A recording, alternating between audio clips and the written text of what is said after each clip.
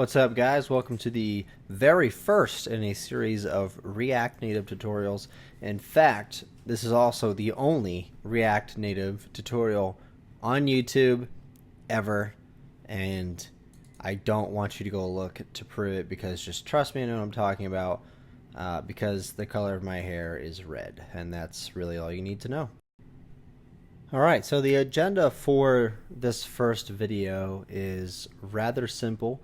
We're going to go ahead and get our environment set up for React Native development. I am working on a Mac, so if you intend to do any iOS development, you will have to have a Mac computer. So if you don't have a Mac computer, guess what? I mean, you can't do it. You're a sad green bird. That is what you are, because you cannot develop for iOS. So you're sad. Okay. Now, moving on, the first thing we're going to do is install HomeBrew. If you don't already have HomeBrew installed, the link is brew.sh. I will include a link to that in the description of the video, and all you have to do is copy and paste that command into your terminal and then run it.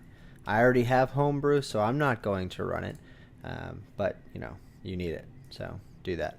Great. So we've done some really cool stuff here. We installed HomeBrew, and I mean, maybe it's not that cool, but I mean, it might be cool. I don't know. Anyways, what I want you to do now is to go ahead and install Node by running the command brew install node, and then Watchman with brew install Watchman, just like you see here on the website. Okay.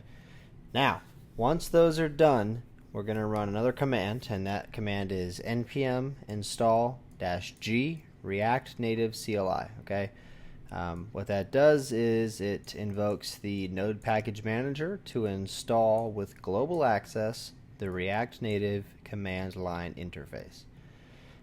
Give that a minute to finish. I mean, it could take, oh Lord, 5-10 minutes. Go ahead and pause the video if you want. Come back to it when you're ready. Okay, I'm going to give you a second to pause. You ready? Okay, you're back. Here's what's next.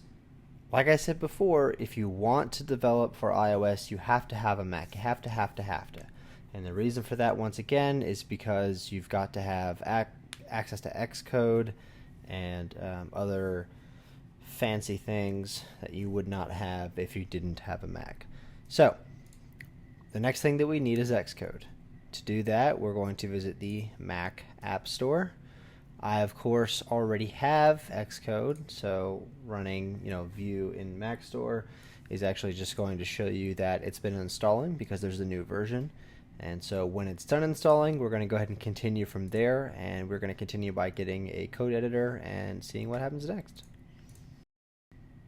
Alright, so as promised, the next step is going to be installing our text editor. I personally like Atom, and you might like something else, like Sublime or Notepad.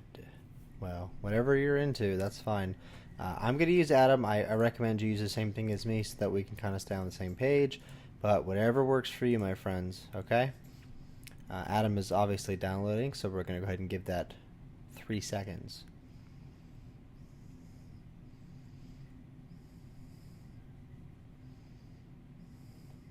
It's decompressing the zip file, by the way. Okay, I have Atom installed. That's why it's saying Atom-2, but that's not really a problem.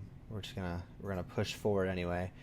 Now, I do have some plugins installed to Atom. Namely, I have Nuclide. You probably won't have that by default, which is why you won't see some of this stuff. I wouldn't worry about it. But if you really want to install it as well, just click Atom, go to Preferences, go to Install, and then look up Nuclide.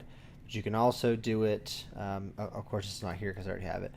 You can also do it by going through the React Native page, because Nuclide was sort of developed with React Native in mind.